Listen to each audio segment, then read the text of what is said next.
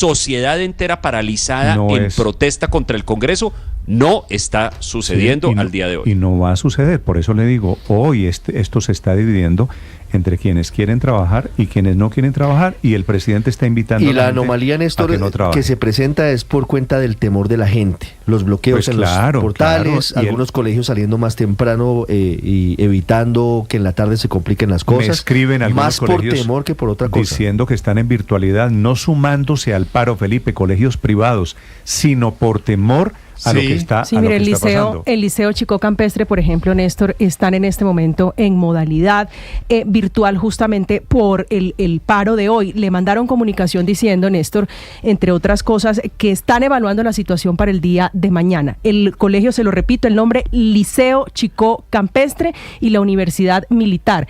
Ambos en virtualidad. Ambos en virtualidad como consecuencia de la situación de hoy. Son las 9 en punto. En Cartagena hay bloqueos también en este momento en el sector industrial. Esto es por Mamonal, para quien conoce Cartagena. Dálida Orozco.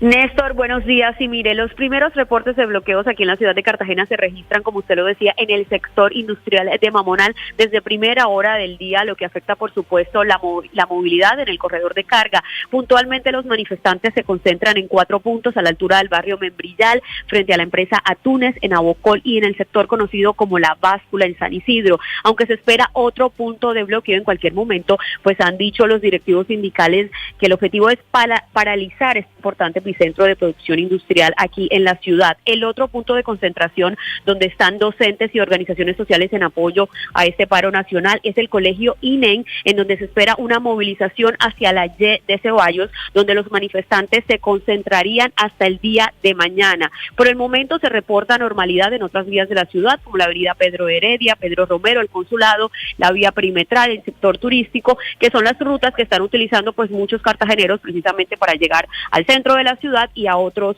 puntos. Recordemos que en la ciudad de Cartagena sí fueron suspendidas las clases en los colegios públicos durante el día de hoy, y el día de mañana no habrán clases en estos colegios. Además, se instaló un puesto de mando unificado desde donde las autoridades, el distrito, policía y demás entidades pues están supervisando toda la jornada, que hasta el momento se ha llevado sin ningún tipo de alteración de orden público. Y en el resto del departamento de Bolívar, pues las autoridades de tránsito y transporte nos reportan 2 bloqueos, uno puntual en el sector de la Virgen del municipio de Turbaco y otro en el municipio de Turbana. Gracias, Dálida. 9 de la mañana, 2 minutos. Felipe, el gobierno, que dice el presidente, no está invitando al paro, que esos son mentirosos, que esos son medios de comunicación. Sí. El ministro de Trabajo pone esta mañana un trino que dice lo siguiente. Le repito, usted tenga en consideración que el presidente Petro dice que el gobierno no está promoviendo el paro. Sí. Dice el ministro Sanguino: empleados públicos y privados pueden salir a marchar en paro nacional sin temor a sanciones. Me parece que es una invitación, pues, pero debe ser que yo estoy interpretando mal. El presidente No, Petro Néstor, dice, está interpretando bien. el presidente Petro dice que no es cierto que el gobierno esté detrás del paro. En el Caribe colombiano se comienza a sentir el paro. Hay protestas de diferente naturaleza. También anoche hubo protestas en Bogotá que tienen que ver con la presencia de los mismos encapuchados. Así que el Pero paro... Eso lo dijo Petro ayer también, lo que está diciendo Sanguino, lo dijo ayer por la noche.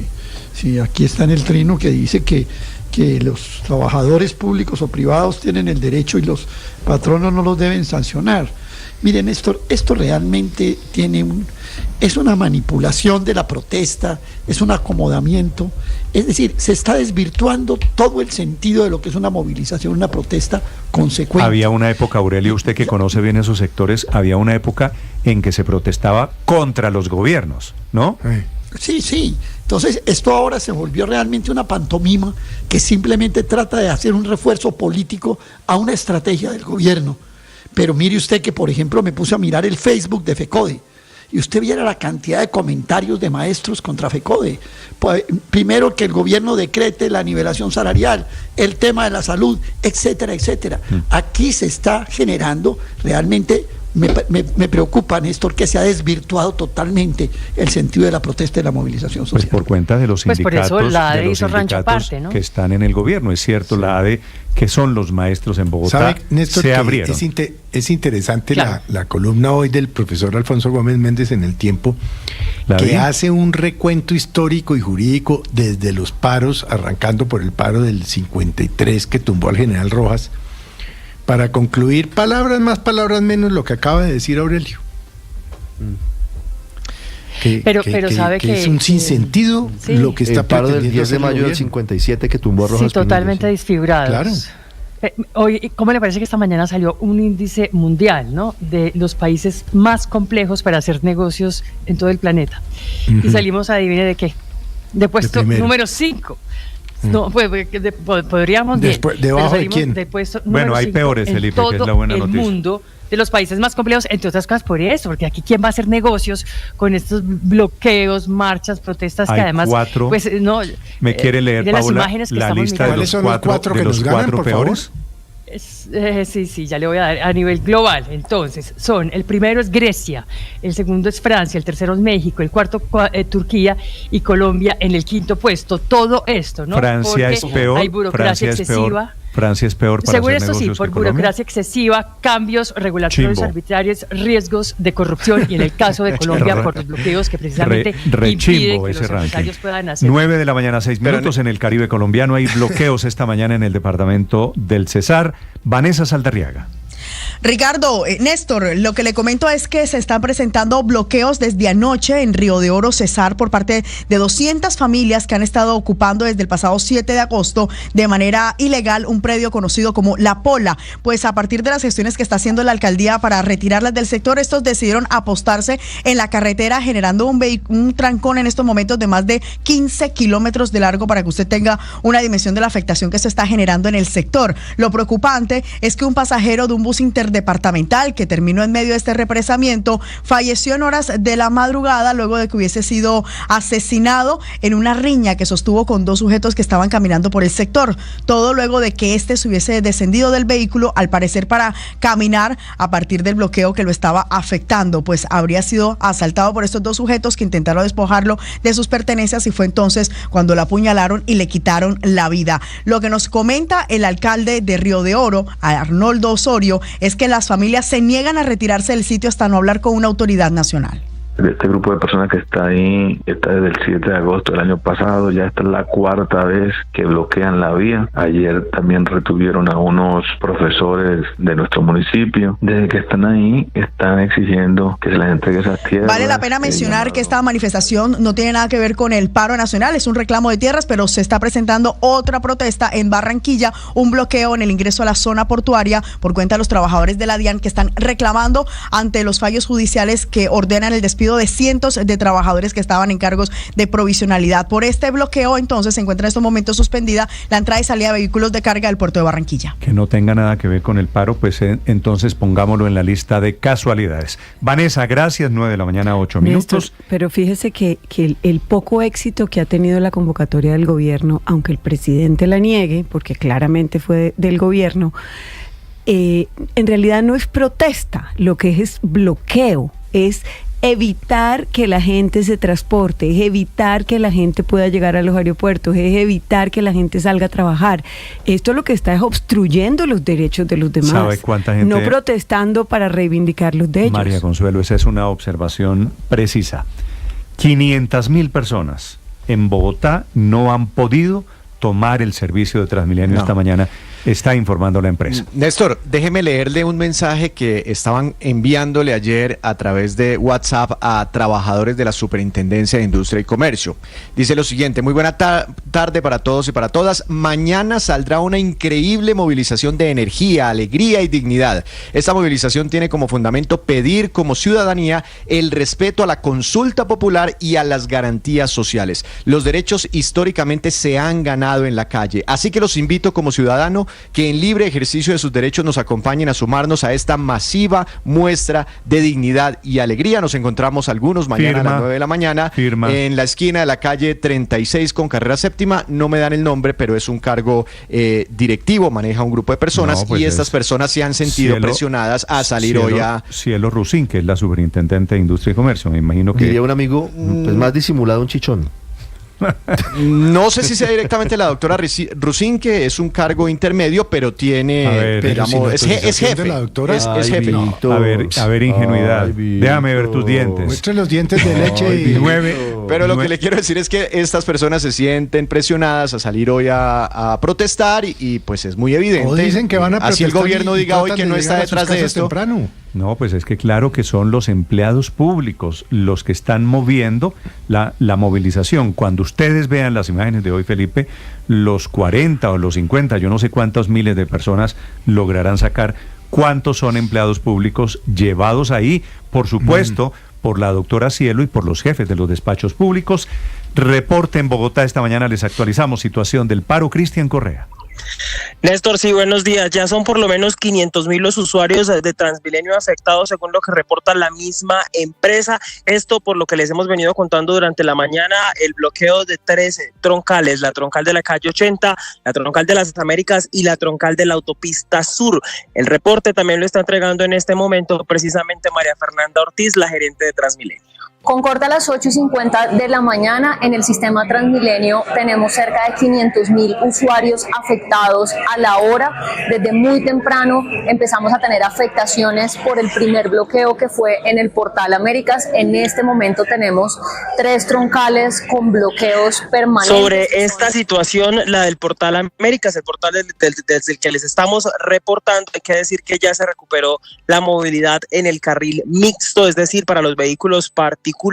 Sin embargo, sigue sin funcionar el carril del sistema de transporte masivo Transmilenio, por lo que sigue cerrado el portal y sigue cerrada toda esta troncal de las Américas. Otro reporte que se conoce hasta ahora en medio de los bloqueos es la primera agresión hacia uno de los funcionarios del distrito, uno de los agentes de diálogo. Esta situación se presenta en el portal de la 80. Uno de los manifestantes agrede de forma física a uno de los agentes de diálogo del distrito, por lo que las autoridades tienen que intervenir en este punto. Y en este momento pues es bastante tensa la situación alrededor del portal de la 80.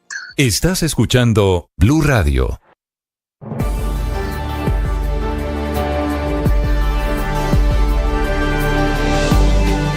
Todos los seres humanos pasamos por momentos de dolor, pasamos por momentos difíciles, por momentos en los que necesitamos reconectarnos con nuestra esencia, encontrar nuestras mejores habilidades para seguir adelante.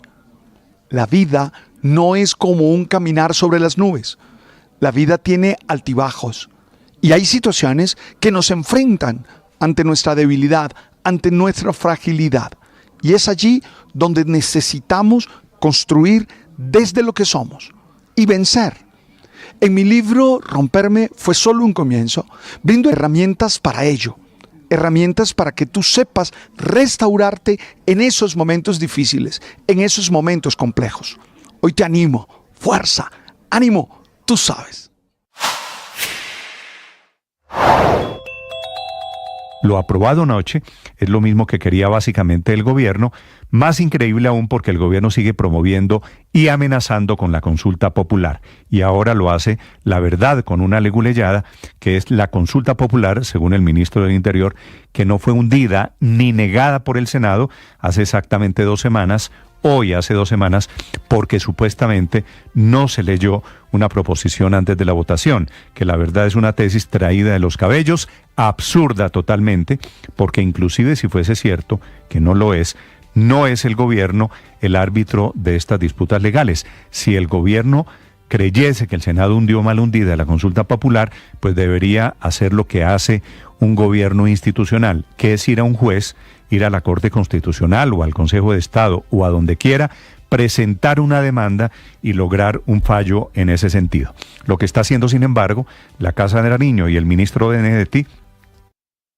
9 de la mañana, 14 minutos, información económica. Seguimos conociendo más reacciones tras la aprobación en tercer debate de la reforma laboral. Ya hemos hablado de las reacciones del gobierno, del ministro de Trabajo. También hay reacciones desde centros de pensamiento económico. Escribe Luis Fernando Mejía, director de Fedesarrollo. Se dio un paso adelante, 2 atrás.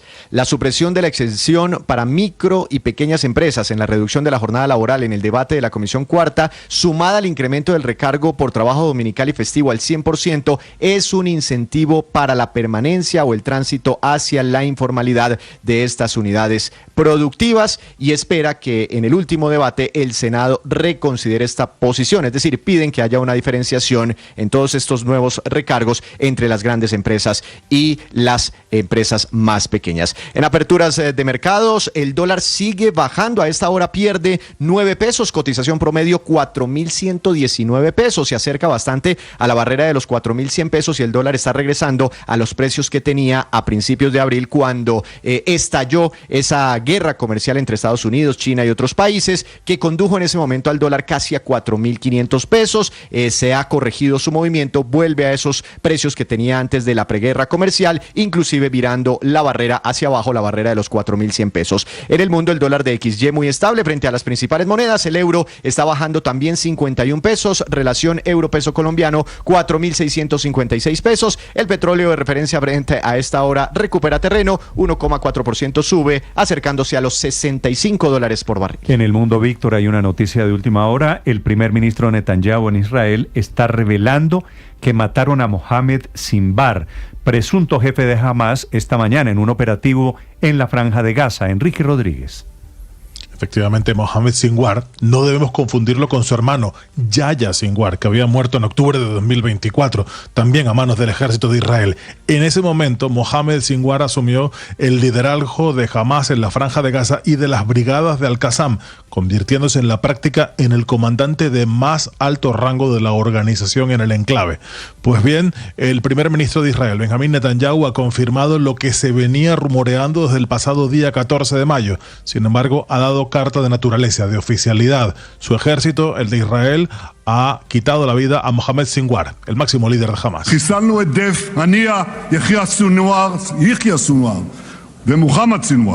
Mohamed Sinwar nació en el campo de refugiados de Han Yunis en el año 1975 y se unió al movimiento militar de Hamas en el año 91. Ese mismo año fue arrestado por Israel bajo sospecha de actividades terroristas. Participó en el secuestro del soldado israelí Gilad Shalit en el año 2006, una operación que culminó en 2011 con el intercambio de Shalit por 1.027 prisioneros, entre ellos su hermano Yahya Sinwar. Tenía el apodo de la sombra por su extrema discreción y su habilidad para operar en la clandestinidad. Se calcula que el ejército de Israel y los servicios de inteligencia hebreos habían intentado acabar con su vida al menos en 6 ocasiones. Sin embargo, no fue hasta el pasado día 14 cuando un bombardeo dirigido contra un túnel en Khan Yunis, en el sur de Gaza, provocó su muerte, que acaba de ser confirmada por el primer ministro israelí. La de hoy está siendo una mañana de enorme tensión en la Franja de Gaza, aún más si cabe que en las anteriores, porque esta mañana se ha procedido a la entrega de ayuda humanitaria. Sin embargo, esa entrega ha producido tumultos, manifestaciones y graves problemas en lo que se refiere a esa actividad. Al menos 47 personas han resultado heridas, la mayoría de ellas por disparos del ejército de israelí, aunque el propio ejército ha negado enfáticamente haber abierto fuego contra la multitud. En cualquier caso, el director de la Agencia de la ONU para la Franja de Gaza ha dicho que el nuevo sistema de distribución de ayuda en esa franja puesto en marcha por Israel no está funcionando bien, que es caótico y está provocando las manifestaciones de esta mañana, que han dejado, como digo, 47 personas heridas. Seguramente muchos de ellos trataban de luchar por conseguir alimentos después de casi 47 días en los que no ha entrado ni un solo gramo de comida en ese territorio que se encuentra al sur de Israel, Néstor. Estás escuchando Blue Radio.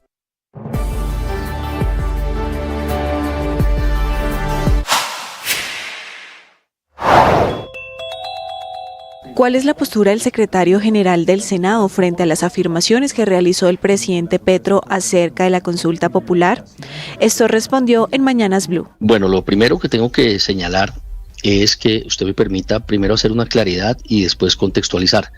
La claridad es que quien dirige los debates es el presidente de la corporación el secretario simplemente es el notario que da fe pública de que todos los procedimientos. Sobre la reforma laboral va ahora, Felipe, a la plenaria del Senado y queda tiempo suficiente porque quedan 3 semanas hasta el 20 de junio de plazo para que la plenaria del Senado la apruebe. Reforma laboral, que quiere decir el gobierno quedará sin baterías, sin insumos para hablar de todo lo que está hablando, del paro de hoy, de la consulta popular que quiere sacar adelante. La reforma laboral fue aprobada con la votación mayoritaria de senadores de diferentes partidos, de los Verdes, inclusive del Pacto Histórico, de la U, del Centro Democrático en la Comisión Cuarta del Senado de Colombia. Juan Felipe Lemos fue coordinador ponente de esta reforma laboral. Doctor Lemos, senador Lemos, buenos días.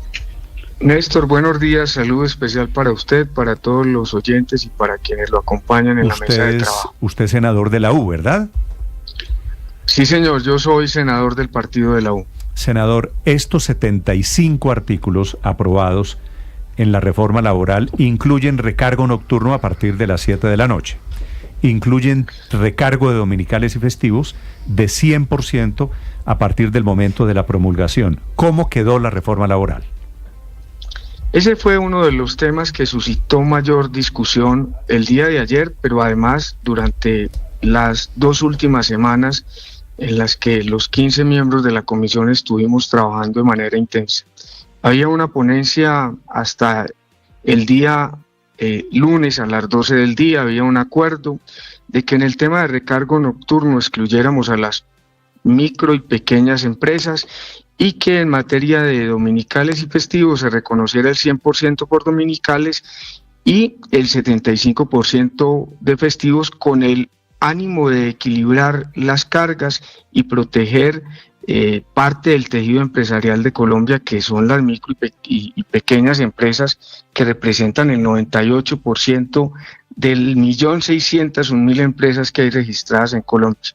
Sin embargo, ayer nos derrotaron 8-7. En ese sentido, eliminaron la excepción que nosotros habíamos planteado en materia de micro y pequeñas empresas. Y finalmente, pues aprobamos la ponencia porque el interés, Néstor, que tenemos, usted lo acaba de advertir, es dejar sin discurso al gobierno nacional para que la gente en la calle entienda que el Congreso de la República no va a entregar su prerrogativa legal y constitucional de debatir y votar y aprobar los importantes proyectos de ley que se están tramitando en el Congreso. Senador, pero al final el mensaje que queda no es que el gobierno se está saliendo con la suya, presionando con una mano en la consulta, con la otra en el paro al Senado para que el Senado termine aprobando la reforma laboral que el gobierno quiere y no la que surge de los acuerdos con diferentes sectores en el debate legislativo? Ricardo, no por una razón, porque de todo lo que debatimos y discutimos nosotros, los 2 únicos puntos donde el gobierno nacional de cierta manera logró su cometido fueron en el recargo nocturno y en dominicales. Pero si usted revisa el texto de lo aprobado ayer, se dará cuenta, por ejemplo, que eliminamos la prohibición del contrato sindical. El gobierno, por hacerle caso a los grandes sindicatos, quería eliminar una figura que está sustentada en la Constitución y en los convenios de la OIT. Eso, por ejemplo, logramos sacarlo de la ponencia. Logramos mantener un tema álgido en la discusión, que el contrato de aprendizaje continuara como un escenario pedagógico de acompañamiento a la formación de los aprendices y de puente entre la universidad o las instituciones educativas y la primera actividad laboral de los muchachos. Ellos querían convertir eso en un contrato laboral y nosotros nos mantuvimos firmes en que siguiera siendo un contrato especial de aprendizaje. Obviamente mejoramos las condiciones, pasamos del 50% al 75%, el reconocimiento, 75% de un salario mínimo como reconocimiento en la parte electiva y el 100% en la parte práctica, además de que el empleador pague salud, ARL y pensiones. Sí. Pero evitamos que eso lo convirtieran en un contrato laboral porque iba a ser más complejo, iba a impedir que esos muchachos pudieran ser contratados, porque sería más sencillo para el empleador pagar la sanción moratoria que contratar un joven de esos. Otro ejemplo, querían ellos en la ponencia de Cámara que el derecho laboral privado se aplicara a los trabajadores oficiales y establecían una dualidad que en la normatividad colombiana no existe y tampoco en la jurisprudencia constitucional. Eso lo bajamos de esa ponencia y de ese proyecto que venía de la Cámara. Otro elemento principal, querían asimilar el procedimiento disciplinario y querían también establecer ese mismo procedimiento para el despido con justa causa, volviendo más engorrosa la labor de los empleadores y cambiando la naturaleza jurídica del despido sin justa causa. Y lo que hicimos fue eliminar eso que ahí se establecía, y pudiera aquí quedar contándole pues un poco de cambios que le hicimos a la reforma, pero pues habrá tiempo para eso. Pero realmente esta ponencia que aprobamos ayer, más allá del sinsabor del recargo nocturno y la eliminación de la excepción de las micro y pequeñas empresas que vamos a defender en plenaria, obviamente, lo demás yo creo que sea una reforma laboral equilibrada, que equipara cargas entre reivindicación de derechos laborales a trabajadoras y trabajadores y protección del sector empresarial. Señor. Doctor Lemos, bueno, se han decantado muchos temas polémicos, pero se patea la pelota hacia adelante, hacia el último debate, se patean otros temas que van a ser muy álgidos y usted lo menciona tangencialmente. Uno de ellos es el de los aprendices del SENA. Ustedes se cuidaron, o en la ponencia quedó establecido de que mejorar los pagos a los aprendices del SENA tal vez no termine siendo más costoso para un empleado que pagar la multa. Es decir, si es más barato pagar la multa que contratar al aprendiz del SENA o vincularlo, pues muchos empresarios se inclinarían por pagar la multa, porque pues se quitarían muchos dolores de cabeza. Así de sinceros tenemos que ser. Precisamente eso lo hicimos, el ejercicio económico, si me permite. La monetización, que es la sanción que pudiera pagar un empleador por no contratar a un aprendiz del SENA, con lo que está establecido en la reforma queda en 2.135.250 pesos mensuales. En el escenario que venía de Cámara, de cambiar la naturaleza jurídica del contrato de aprendizaje a un contrato laboral, eso significaba pagar en la parte electiva 1.580.000 pesos y en la parte práctica 2.149.000 pesos.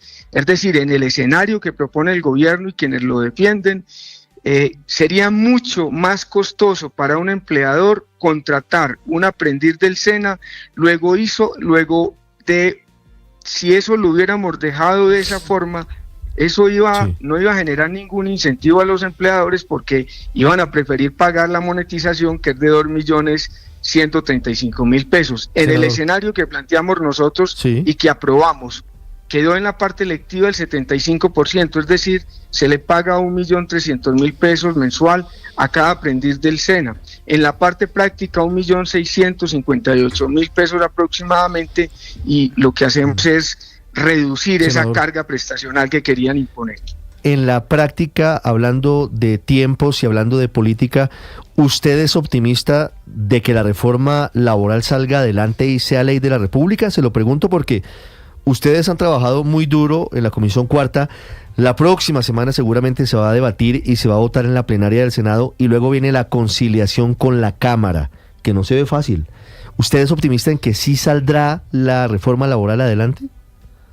Yo creo que en el Senado de la República va a salir adelante por una razón, porque el presidente Petro quiere utilizar de cierta manera las dificultades que han tenido sus reformas de trámite en el Congreso para tenerlas como su firma de distracción, para querer avanzar en esa campaña política electoral a través de la consulta popular. Si el Senado aprueba esta reforma, el presidente Petro se quedará sin discurso en la calle y sin elementos para seguir impulsando una consulta que no es necesaria. Pero usted ya doctor Lemos, ¿ya tienen alguna clase de cuentas de cómo están las fuerzas, cuántos votos hay en el Senado, en la plenaria?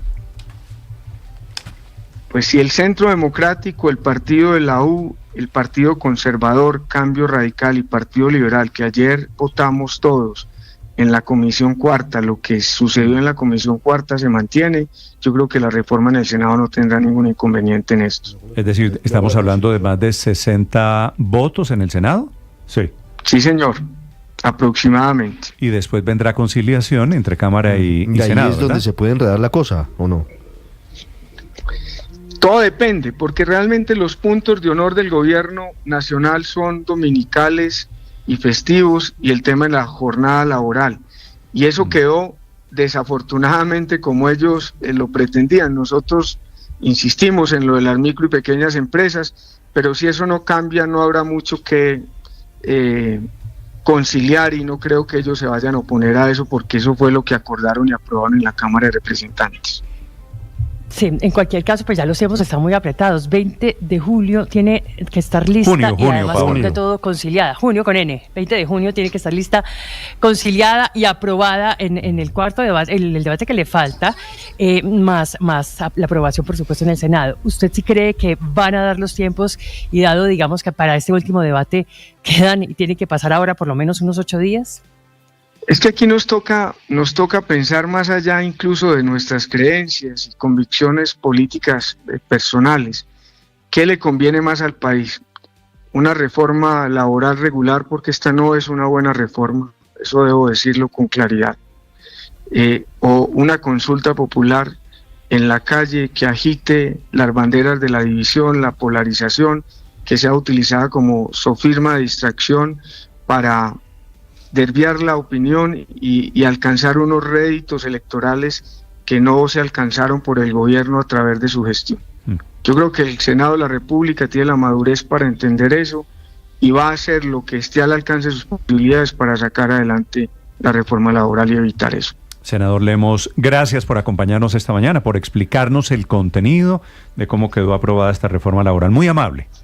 A ustedes por la paciencia y la generosidad del tiempo, muchas gracias. Es el coordinador ponente de la reforma laboral en la Comisión Cuarta del Senado.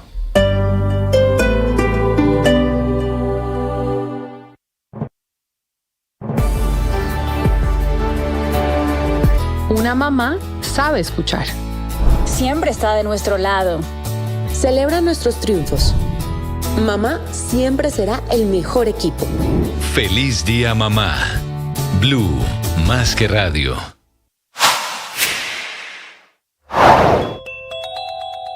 ¿Cuál es la postura del secretario general del Senado frente a las afirmaciones que realizó el presidente Petro acerca de la consulta popular? Esto respondió en Mañanas Blue. Bueno, lo primero que tengo que señalar es que usted me permita primero hacer una claridad y después contextualizar. La claridad es que quien dirige los debates es el presidente de la corporación. El secretario simplemente es el notario que da fe pública de que todos los procedimientos sean acorde a la Constitución y la ley. Y el contexto es el siguiente, el contexto es que la solicitud que presenta el presidente de la República con todas las firmas de sus ministros sobre un concepto favorable al Senado de la República para convocar una consulta popular de carácter nacional fue radicada el 1 de mayo, el jueves festivo tal vez fue jueves, y el secretario acudió a recibirla e inmediatamente ordenar la publicación como me lo ordena la ley.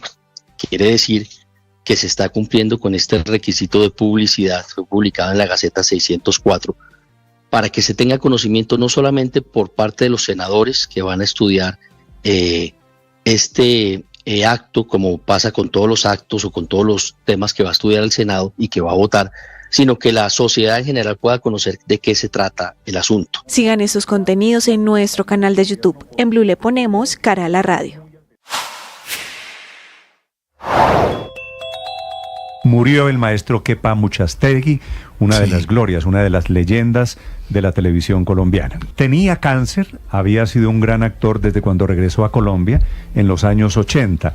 Se había ido a estudiar actuación y a hacer sus pinos como actor, primero a Europa, a Londres, y regresó muy a comienzos de los años 80 a trabajar en grandes series que marcaron la historia de la televisión colombiana. Se cierra con él un capítulo de los grandes de la televisión. Hoy su equipo de trabajo a través de sus redes sociales compartió la noticia de su muerte, abro comillas. El 27 de mayo a las 11:11 de la noche ha fallecido nuestro amado Kepa Amuchastegui. Se nos fue con un respiro lento y sereno esta bellísima persona, cierro comillas.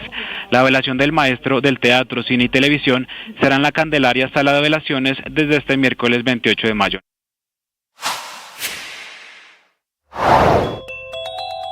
Si el gobierno cree que no se tramitó debidamente la votación de la consulta popular, ¿por qué no presentan una acción judicial ante el Consejo de Estado o la Corte Constitucional? Eso fue lo que contestó el ministro del Interior, Armando Benedetti, en Mañanas Blue. El presidente ya aceptó y todos hemos aceptado que en su momento se presentarán las demandas. La ley tiene unos términos. Una vez se presente la ley, es un mes para pronunciarse. Si no es así, tienen 8 días para hacer el llamamiento a ley. ¿Ok? Entonces yo tengo que seguir actuando con base en la ley y los tiempos que se dé la ley. Pero aquí lo único que hay es que el gobierno tiene una solicitud y todas las solicitudes de gobierno, de ley, lo que sea, se tramitan a través de una proposición. Entonces no me digan que fue que se leyó un papelito y los senadores no sabían o sí sabían. Aquí lo que le estamos pidiendo al señor del Senado es que no se han pronunciado. Sigan toda esa información en bluradio.com. En Blue le ponemos cara a la radio. Volvieron los disturbios en Bogotá. Anoche, encapuchados convirtieron una velatón en un duro enfrentamiento contra la policía antidisturbios en Suba la Gaitana, frente al CAI de ese barrio. Todo era pacífico hasta las 8 de la noche, cuando varios vándalos llegaron encapuchados. Hay otro revés para el señor Elon Musk, ya medio pie afuera del gobierno de los Estados Unidos. Una de sus naves, la Starship, que se supone debía llevar en 2 años astronautas a la Luna, estalló en el espacio, perdieron comunicación antes. Otro revés en la carrera de Elon Musk. En Washington, Juan Camilo Merlano. Néstor, y lo que queda claro luego de este 9º vuelo de prueba es que aún le queda mucho trabajo a SpaceX, la compañía de Elon Musk, para poder llevar de manera segura a la Luna a astronautas en el año 2027.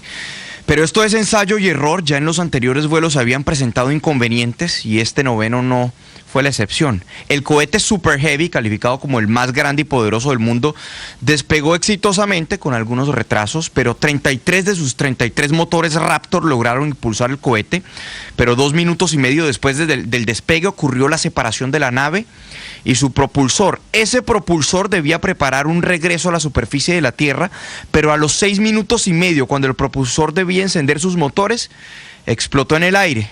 Esa fue la primera falla. Entre tanto, la nave Starship llegaba al espacio marcando una diferencia frente a las misiones 7 y 8, pero la nave igual falló. Perdió totalmente el control a los 30 minutos, la nave comenzó a girar de manera descontrolada luego de que SpaceX detectara una fuga de combustible. Ya habían perdido contacto con la nave cuando en la reentrada a la superficie también estalló.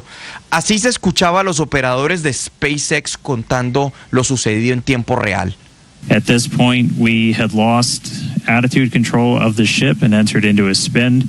The team made the call to do what's called passivate the vehicles, so we're essentially venting all of the remaining propellant overboard. En este punto perdimos altitud y control sobre la nave y empezó a girar. El equipo hizo el llamado para que hiciera una reentrada no controlada a través de un procedimiento que ahí describen. Es importante saber que esta contingencia ya estaba planeada y preparamos las zonas en el Océano Índico donde esta entrada puede ocurrir, decían allí los operadores, mientras que transmitían en tiempo real todas las fallas de la nave, de la cápsula de SpaceX, y también allí se interrumpía la señal constantemente, pues porque naturalmente estaba girando a mucha velocidad y posteriormente explotó. Ahora, hay quienes ven el vaso medio lleno, como el mismo Elon Musk, quien asegura que la nave alcanzó a desprenderse del propulsor tal como estaba presupuestado y que van a aumentar la frecuencia de vuelos para que puedan ensayar más, para que se puedan realizar más ensayos. Pero Elon Musk también dio una entrevista en las últimas horas en donde habla de otro de los temas bastante relevantes durante estos primeros meses de gobierno, y es su papel al frente del llamado Departamento de Eficiencia Gubernamental, del que ya ha empezado a dar un paso al costado. Y se refirió a uno de las grandes apuestas del gobierno Trump, de la ley que ha presentado Trump ante el Congreso, que la ha calificado como la gran y hermosa ley frente a la que Musk tuvo unas críticas importantes. Escuchemos. You know, I was like disappointed to see the massive spending bill, frankly, which increases the budget deficit, not just decrease it, and undermines the work that the Doge team is doing. I actually thought that when this big, beautiful bill came along. I mean, like, everything he's done on Doge gets wiped out in the first year.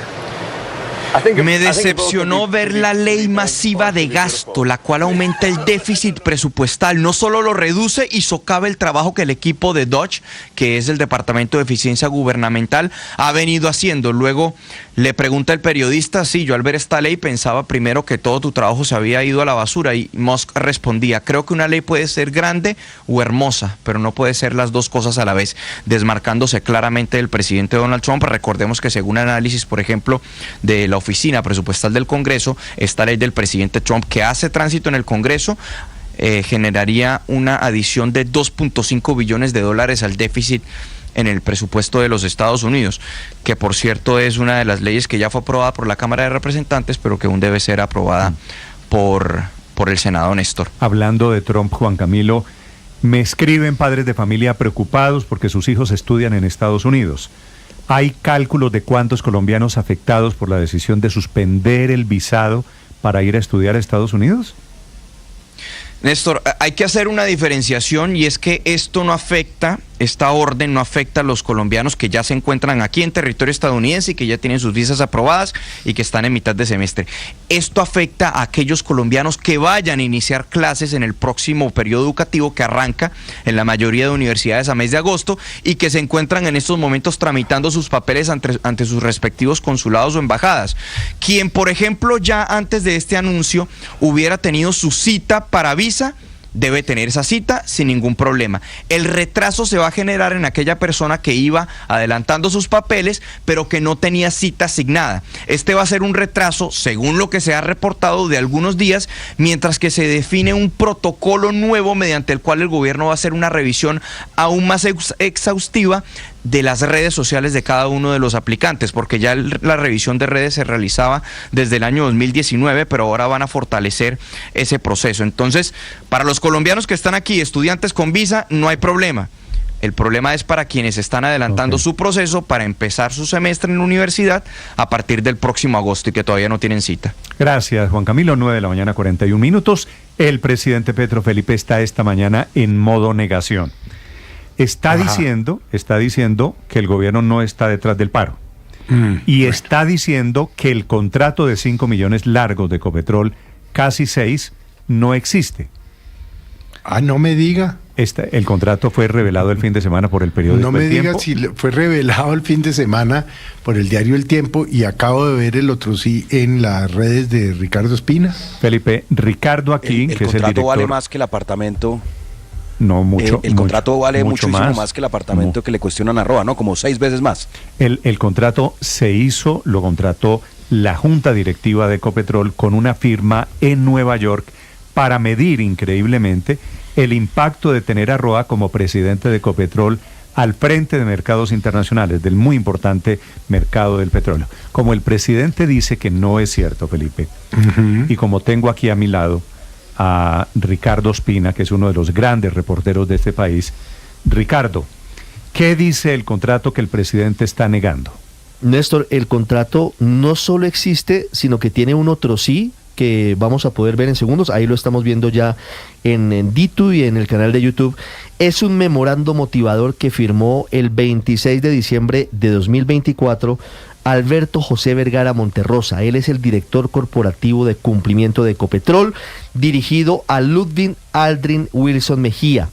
El asunto es solicitud otro sí número 1 al contrato número 5350788, prestación de servicios de asesoría a la Junta Directiva de Ecopetrol S.A.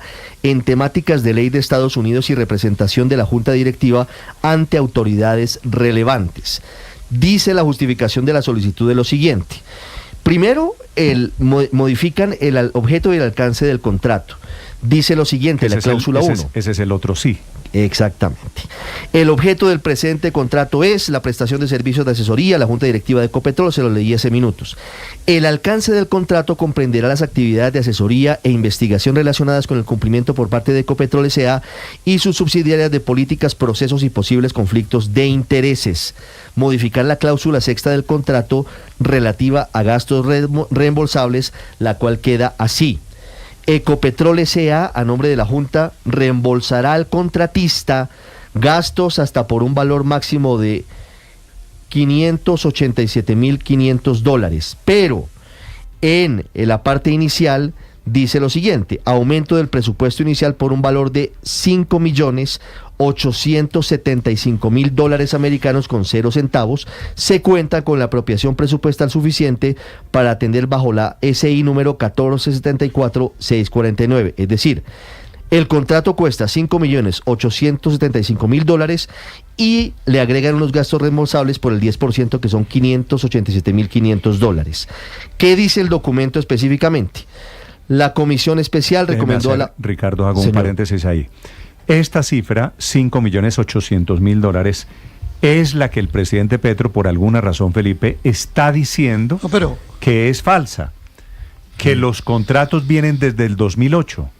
Pues claro que contratos entre firmas de abogados y Ecopetrol hay desde siempre, desde el 2008. Pero no con este objeto. No para el objeto, No. claro, Ahí no para este efecto. Voy para el objeto. Entre otras cosas, había un contrato antiguo de Ecopetrol con otra firma de abogados y, sin saber cuáles fueron las motivaciones, decidieron cambiarlo para este asunto en particular a Covington & Burling LLP. ¿Y qué dice la justificación de la solicitud? La presente solicitud obedece a que en el mes de junio de 2024 el Comité de Auditoría y Riesgos de la Junta Directiva de Ecopetrol solicitó la creación de una comisión especial de Junta Directiva para adelantar la contratación de una firma estadounidense con el objetivo de realizar un estudio independiente dirigido a revisar los procesos realizados por la Junta Directiva y adoptados por Ecopetrol S.A. en relación con la vinculación del actual presidente de la compañía y otros asuntos solicitados por la Junta Directiva. Dicho estudio se realizará con base... Dicho estudio se realizará con base en la información existente en el grupo Ecopetrol en relación con la vinculación del presidente de Ecopetrol S.A. relacionados con hechos sobrevinientes a su vinculación a la empresa, su potencial o eventual existencia de conflictos de intereses de tales acusaciones y su rol como presidente de Ecopetrol S.A., entre otras posibles conductas. Posteriormente, en sesión de la CAJD del mes de julio, la comisión especial recomendó a la Junta Directiva en la contratación de la firma Covington & Burling LP con base en distintos criterios. La Junta Directiva acogió dicha recomendación. El proceso contractual fue encargado a la Dirección de Corporación de Cumplimiento, que conforme a dicha solicitud procedió tal. Y le agrego solamente una cosa, Néstor. El 26 de septiembre, la firma Covington asistió al Comité de Auditoría con el fin de exponer en sesión privada los avances preliminares del estudio contratado y, como resultado de lo expuesto, el presidente del Comité de Auditoría y Riesgos de la Junta solicitó a Covington & Burling LLP realizar un análisis de impacto de los eventuales escenarios de riesgo asociados a la compra del apartamento por parte del señor Ricardo Roa Barragán antes de ser designado como presidente de Ecopetrol. Y luego siguen otra cantidad de posibles dudas sobre la conducta ética del doctor Roa. Para terminar, Aurelio, debo decir, la pregunta del padre es la clave aquí. ¿Qué de lo que se acaba de leer, que es textual, extraído, leído del contrato, no es cierto? Una junta directiva que no le cree mucho, me da la impresión, y que quería medir los riesgos de tener al frente de la empresa al presidente que hoy está al frente de la empresa. Los riesgos, sobre todo en el mercado de Nueva York, donde cotiza petróleo, en el mercado norteamericano. Néstor, pero si mal no entiendo, el contrato ni siquiera es por 5.800.000. El contrato es por 6.400.000, porque al contrato hay que sumarle los gastos reembolsables, según leyó Ricardo Espina. O sea que ni siquiera los 5.800.000 más los 500 y pico. Claro, es de 6.400.000, porque quiere decir que los señores viajan, gastan, se mueven y todo por cuenta de Ecopetrol. Los gastos reembolsables. Bueno, los que hay ahí hasta ahora, porque si los gastos reembolsables son superiores, pues el contrato aumenta más. Aurelio, o sea, que la gran verdad... Lo que es increíble es una junta directiva pidiendo investigar o medir el efecto de tener a un presidente puesto por el jefe de todos, que es el presidente Gustavo. Y tal vez para darle dice contexto, mucho... Néstor, perdón, Luis Ernesto, que Ricardo nos contara el último concepto de la Procuraduría relacionado con Ricardo Roa, para darle contexto. ¿No? El concepto que se conoció anoche de la Procuraduría al Consejo Nacional Electoral pide sancionar a Ricardo Roa, entre otros directivos. Que sí hubo violación de topes de la campaña. Sí, hubo dos violaciones. Desestima muchas la Procuraduría, pero sí da la razón a la investigación del doctor Benjamín Ortiz y del doctor Álvaro Hernán Prada en 2 asuntos. 1, violación de topes en la primera vuelta. 2, omisión de gastos, la celebración en el Movistar Arena en la segunda vuelta. Eso es lo que dice la Procuraduría. Claro, pero digamos, todo esto tiene consecuencias penales, ¿no? Los temas de campañas no son solo faltas disciplinarias, sino tienen también consecuencias penales para los representantes legales, en este caso una eventual responsabilidad del presidente hoy de Ecopetrol. Pero Néstor, mire, es que cuando hablamos de estas cifras que son enormes, son astronómicas, millones de dólares, que son miles de millones de pesos, pues estamos hablando desde la plata de la gente, de los colombianos, porque el hecho de que Ecopetrol tenga que el propietario de Ecopetrol sea el 89% en la nación no quiere decir que el dueño sea el presidente de turno. El dueño son todos los colombianos, son los activos de la nación. Entonces, esto es plata que están pagando los colombianos para que se evalúe. Qué sorpresa, ¿no? Que se están feriando la plata como si fuera el bolsillo menor de ellos. Y que se gaste esta plata, pues que se podría gastar de verdad en otras cosas, en construir un colegio, en pagar medicamentos. Es que realmente esa plata que se gasta, pues deja entrar al Tesoro de la Nación, porque eso serían utilidades en otras circunstancias que entrarían al Tesoro de la Nación y que podrían utilizarse en esta crisis fiscal tan difícil. 9 de la mañana, 50 minutos en Blue Radio. Estás escuchando Blue Radio. Hoy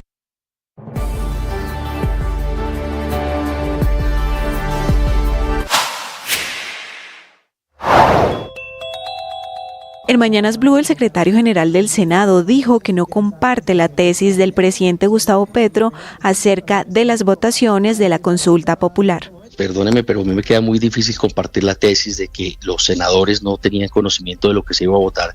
Como le explico, cuando ya el proyecto fue publicado durante 14 días, además, el día anterior a la votación fue solamente deliberación sobre ese único punto que era la consulta popular. Y el día 14 solo habían 2 puntos. El primero se evacuó, que fue la reforma laboral, y el segundo punto, cuando el presidente le indica al secretario, sírvase leer el siguiente punto del orden del día, allí se anuncia y se dice votación de la consulta popular, bueno, de la solicitud que ha presentado el gobierno nacional, tal como se estableció en las reglas de juego que determinó el presidente, no el secretario, sino el presidente y la mesa. Y allí quiere decir esto, que se tiene conocimiento de que se va a entrar a votar. Siga la entrevista completa en nuestro canal de YouTube. En Blue le ponemos cara a la radio. ¿Por qué la idea del gobierno de que se puede sacar por decreto la consulta popular?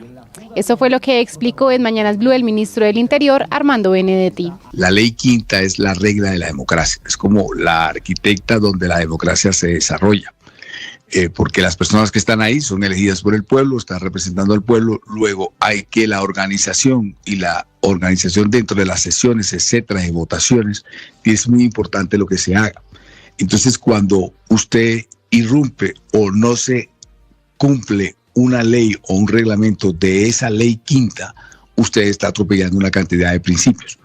Uno de ellos, y sabemos todo lo que llevamos mucho tiempo, y Efraín Cepeda lleva muchísimo tiempo, es que lo que usted no lee, y se han caído varias leyes y hay varias cientos de sentencias por eso, si lo que se vaya a votar, si no se lee, entonces...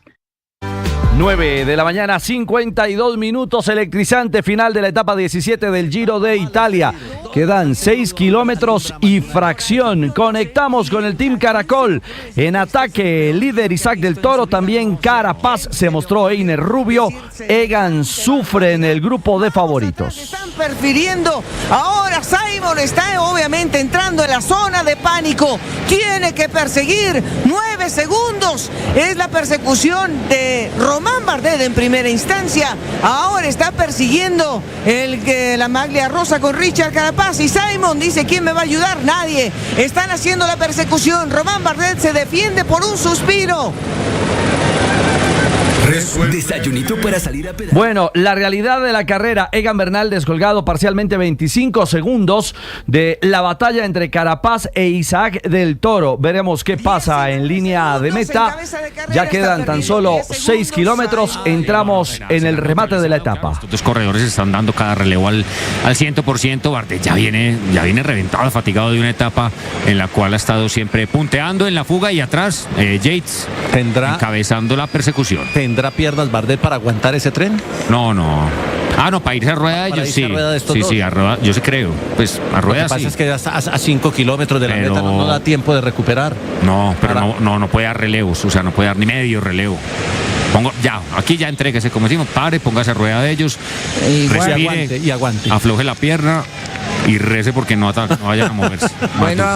Bueno, es que Isaac obviamente viene con hambre. Casado, Bardet era el hombre en punta. Ahora el líder Isaac del Toro, el mexicano, y Carapaz por la batalla de la etapa. Les contaremos en instantes qué pasa en el final de esta emocionante fracción, porque nos ocupamos del fútbol de la Sudamericana y Colombia. Avanza con la pelota, la sostiene Juanfer que va, Juanfer que sostiene, se viene el remate con pierna zurda. El arquero la dejó viva, el balón al fondo, gol.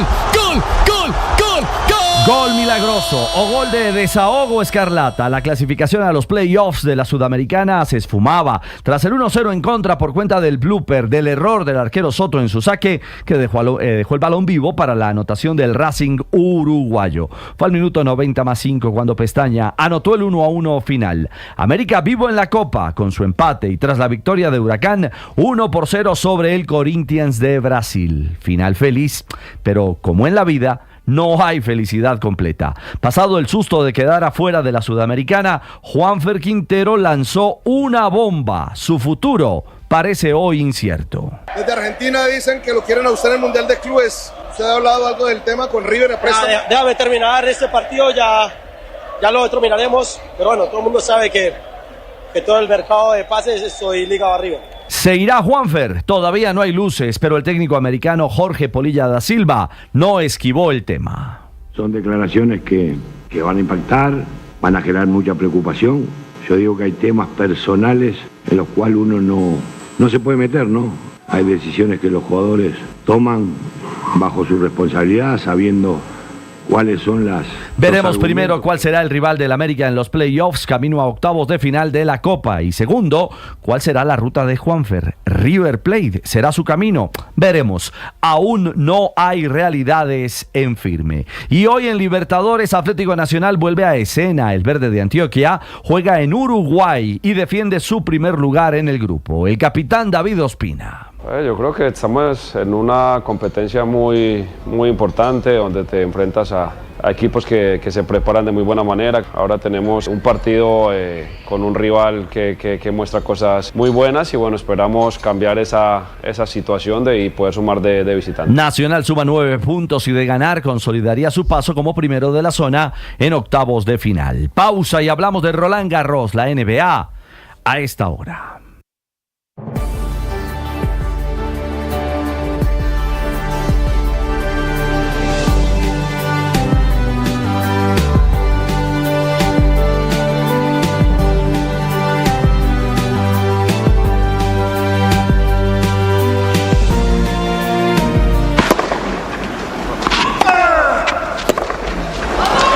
Y así está despachando a su rival en poco más de 2 horas. Fue en París. Acaba de ganar el español Carlos Alcaraz. Primer set fue 6-1 para el murciano. El segundo lo perdió con el húngaro Fabián Morazán 4-6. Y luego el español ganó 2 sets de corrido con parciales 6-1 y 6-2. Alcaraz ya está en tercera ronda del abierto francés. A propósito, en la jornada de hoy quedaron eliminados los colombianos Daniel Galán en segunda ronda a manos de Lorenzo Musetti, el italiano, con parciales 6-4, 6-0 y 6-4. Y también terminó la aventura de Emiliana Arango del equipo Colsanitas en la segunda ronda frente a la china Shen Qinwen, 6-2 y 6-3 los marcadores finales.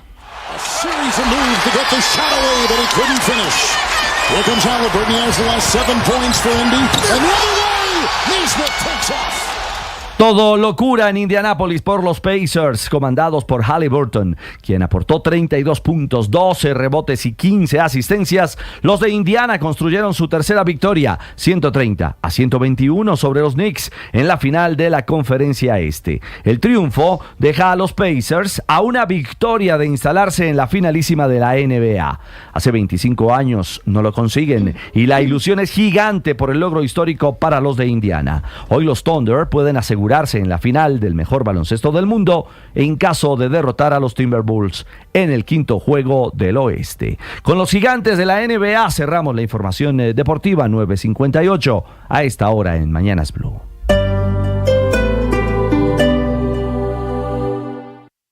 La vida es ahora. Esa es una de las verdades de la espiritualidad. La espiritualidad no te hace vivir en el pasado, no te hace vivir en el futuro. Te hace entender que tú tienes que conectarte con cada situación del hoy, encontrando allí razones para estar animado, razones para creer en ti, razones para ser un hombre, una mujer que trasciende y que le encuentra sentido a la vida. El oracional El Man Está Vivo me ayuda mucho en esa fuerza, en esa conexión con mi presente. La reflexión de hoy: la vida es ahora. ¡Ánimo! Tú sabes. El embajador de China en Colombia, Xu Xinjiang, se refirió a las conclusiones de la visita del presidente Gustavo Petro a China y la firma de la ruta del Tratado de la Seda. Confirmó que habrá inversiones extranjeras, específicamente de las empresas, en temas de telecomunicaciones, agroindustria, en temas también de descarbonización y para la posible transformación energética. Sin embargo, también le lanzó una puya al gobierno de los Estados Unidos, diciendo que utilizan a Colombia como su patio trasero o su patio privado. Considerando a Colombia como su patio trasero, como su patio privado, yo creo que esto va en contra de los propios intereses de Estados Unidos, porque va a dar una imagen 100% negativa para Estados Unidos. ¿Qué va a ganar Estados Unidos castigando a Colombia? Estados Unidos nunca trata a los demás en pie de igualdad. Estados Unidos no busca el bienestar común entre todos.